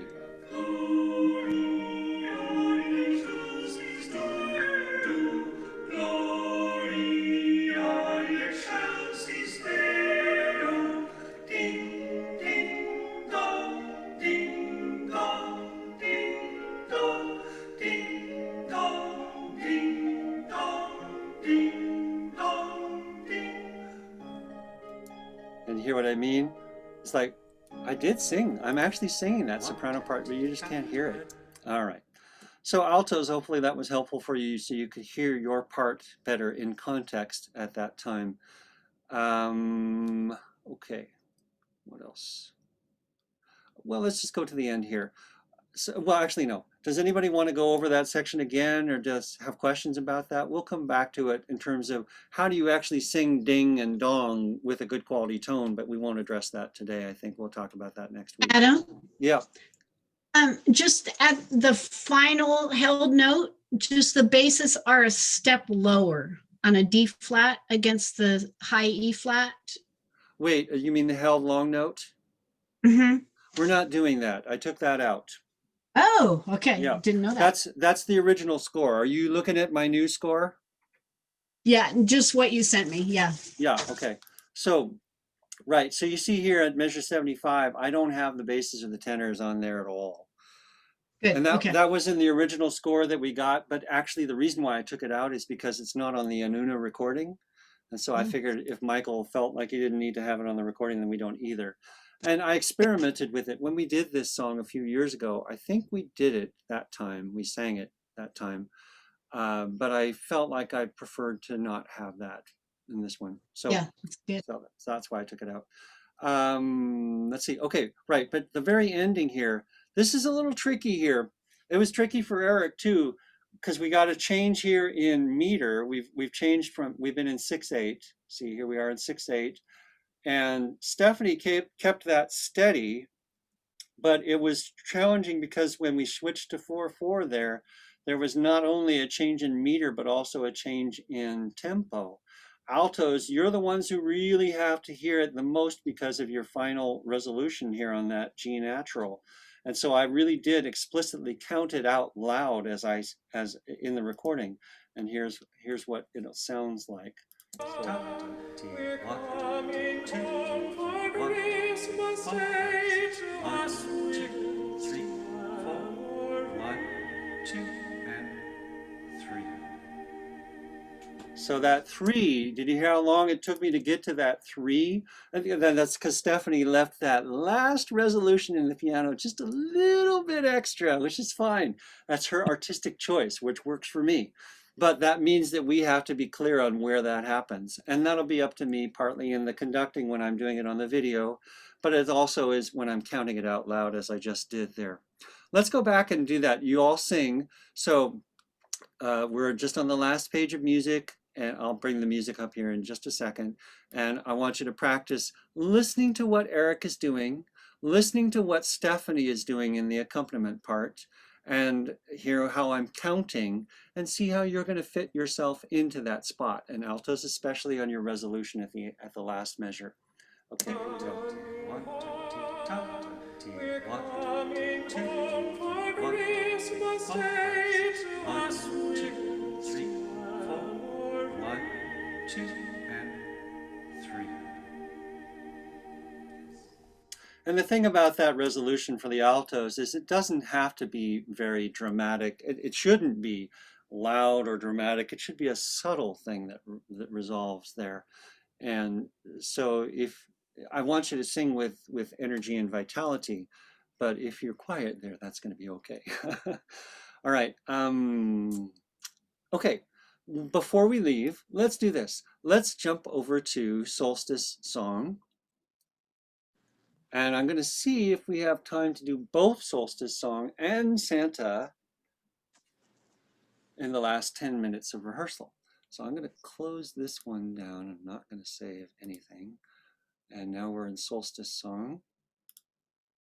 And I'm going to close this one down. And now we're in Solstice Song. Right, so Heart of Creation. I've been thinking about what Stephanie has talked about in the past in terms of subdivision, subdividing the beats so you can have a sense of where the rhythm is.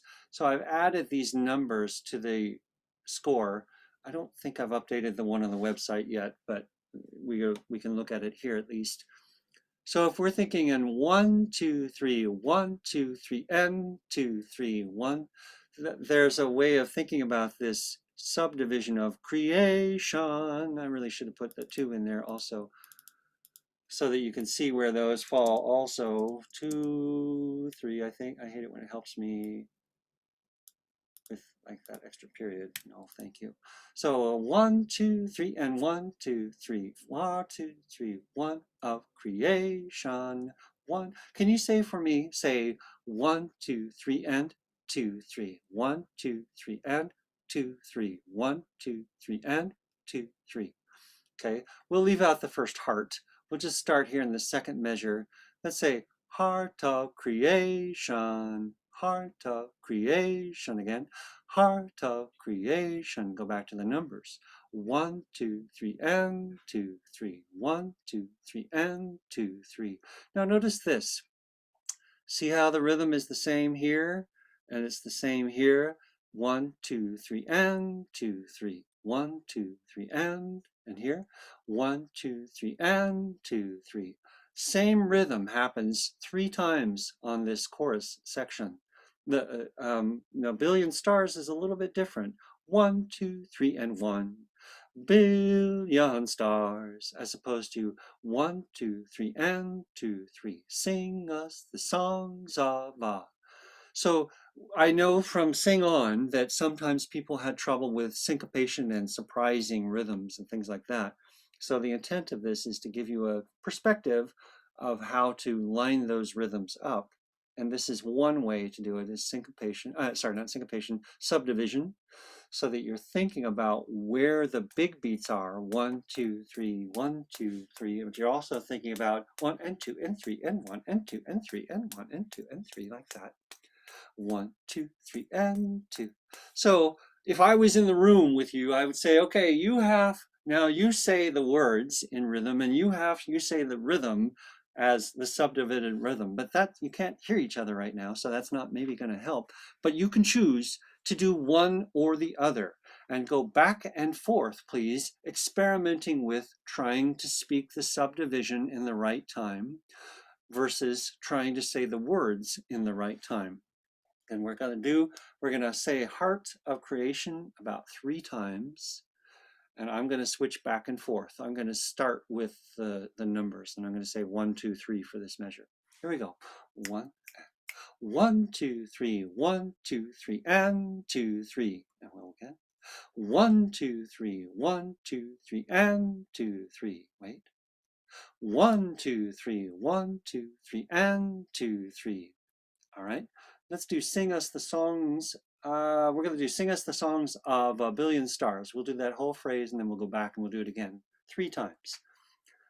Okay, here we go. Ready? 1, 2, 3, and 2, 3. 1, 2, 3, and 1, 2. 1, 2, 3, and 2, 3. 1, 2, 3, and 1. 2. Again. 1, 2, 3, and 2, 3. 1, 2, 3, and 1. Now, Stephanie, if you have anything to jump in and say about anything else we might do differently on this, suggestions? All right, I'm going to go back. I'm going to go on silently all through the night. We'll do the same thing no, there. What? It's good. Okay, Yeah. good. All right, now we're going to do it on silently all. And I realize I haven't been saying the words, so I don't know if that's a problem or confusing or anything, but I'm going to stay with the numbers. Here we go, silently. Ready? 2. 1, 2, 3, and 2, 3, and 1, 2, 3, 1, 2. 1, 2, 3, and 2, 3, and 1, 2, 3, 1, 2. 1, 2, 3, and 2, 3, and 1, 2, 3, 1, 2. All right. So I'm going to go all the way back up to Heart of Creation, go all the way through to the night. You could say the words, you could say the numbers, you could switch back and forth. Try it either way and experiment, okay, and practice. All right, here we go. 1, 2. 1, 2, 3, 1, 2, 3, and 2, 3. 1, 2, 3, 1, 2, 3, 1, 2, 3, 1, 2. 1, 2, 3, and 2, 3, 1, 2, 3, and 1, 2. 1, 2, 3, and 2, 3, 1, 2, 3, 1, 2. All right, so that is the way, that is a way to get clearer on the rhythm for that section. Now I'm going to go all the way back, I'm going to go all the way back to the beginning and play it on the Logic Pro and let you all sing along with it. Okay, here we go. Here's the taste part. 1, 2, 3, and 1, 2, 3, 1, 2, 3, 1, 2. Deep in the darkest winter night, here with my candle burning, cozy and warm inside. Tenors and basses, nice woo quality. What does the future hold in store? Where has our journey brought us? How can we learn from what's gone before? What has experience taught us? Heart of creation, lover of shadow and light. Move your body. Sing us the songs of a billion stars, silently all through the night.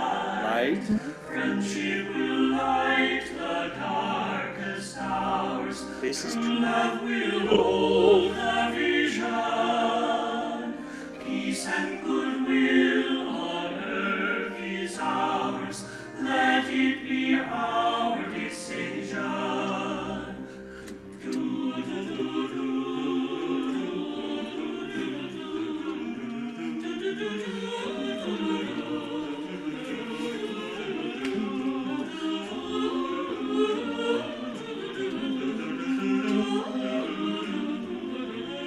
Open, ready? Heart of creation, lover of shadow and light, sing us the songs of a billion stars, silently all through the night. Deep in the darkest winter night, here with my candle burning, cozy and warm inside the light. Now that the I hear is turning. Do, do, do, do, do,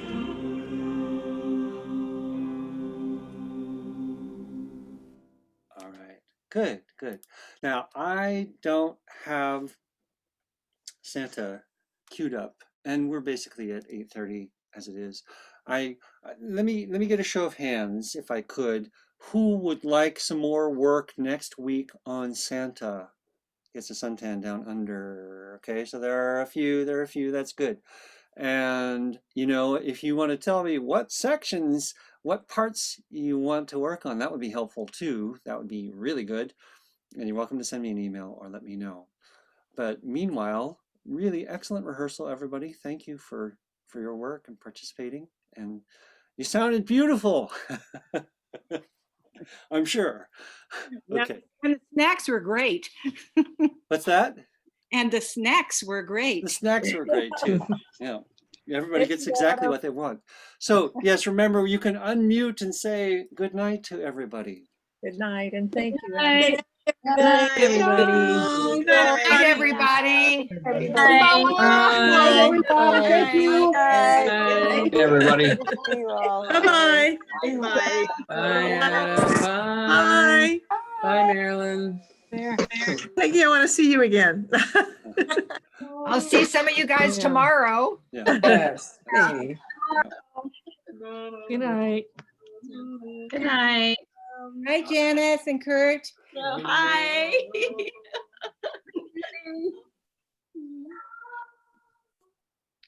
Night, Adam.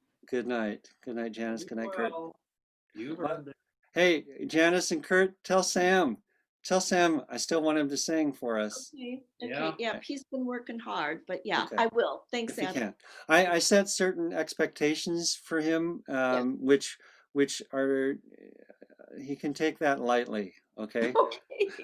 Yeah, he never Okay. does. So thanks, Adam. All right. Thank you. All right. Adam, Yes, Which- Judy. yeah, when did you put that new score down? We've Just- been fighting Just today. just Just today. okay. Yeah. I've been fighting with our printer and I Ah, wrong thing going, yeah. are we? Yeah. Yeah. So. I don't know what's even going on with my email because sometimes I go and I look for your message prior to a rehearsal. Sometimes it's there and sometimes I have to tag into one from 2 weeks ago. So it's yeah. very frustrating. Mm-hmm. I don't know. Is it a kind of a spam or junk mail thing where it's going into? Don't think so because I found you earlier tonight and then it went away and then when I came back it wasn't there and so I went back to an October 20th message and so it's I don't know what's going on. Yeah, you can just keep that. Yeah, keep that email handy, and that'll always get you in until the concert, and that'll be a different link for the concert itself. Yeah, There will apparently be. if I can find any of your emails, the link is always there. That's right. That's right. And when we get to the concert itself, we will have lots of places to find that link. So. And I apologize. I've been a chicken heart today. This week I haven't recorded or sent anything. It's okay. Well, you know, just like I was talking about with the Christmas memories when I was recording it 5 days ago, and I recorded several tracks, and I was not happy with how I was sounding, and I put it away and came back to it several days later, and now I'm very happy with how I did it then. So you know, it goes for everybody. Yeah. It's crazy because my daughter's leaving for Iowa and she's in and out of my house all the time and we're helping her back and she's going to leave like December 3rd. So, I have to get this done in amidst all the confusion here. So right. It's a little wacky. Yeah. Thank you. Okay, thanks. Have a good night. And Stephanie, you got thoughts or questions? Yeah, I'm really sorry not to come earlier. We had a meeting unexpected here in the house, so Okay. So anyway, yeah. That's all right. No I problem. will. Whew, sounded really good though. The rhythm stuff. Yeah, in reality, doing 4 bars of that Heart of Creation, 4 bars at a time wouldn't really work because you have to break it down into those more intricate rhythms. So it was a nice thought, but yeah. Yeah. Yeah. Well, it would be the kind of thing that sorry, go ahead. what you did, I thought was really helpful. I don't know if people can keep their numbers straight, but kind of have to. I know, I know. I don't know if you ever heard about Robert Shaw, the famous choral conductor. Yeah, well, I grew up in Pennsylvania, Oh, so you know. okay. Yeah. So Robert Shaw was just a demon about count singing, I It gather. was. Yeah, yeah. So anyway, I've never been quite that far, but yeah, it's definitely something that can be helpful, but you got to be disciplined about it. So what I Well, was gonna and you have to you have to know now before everything gets sent in. Can't really change it then. That's true. That's true. And that's what I found out about Sing On was that there were a lot of the places where people, the syncopations, they Uh, just, and that's, yeah. I don't think you were on yet when I was saying, oops, that's me.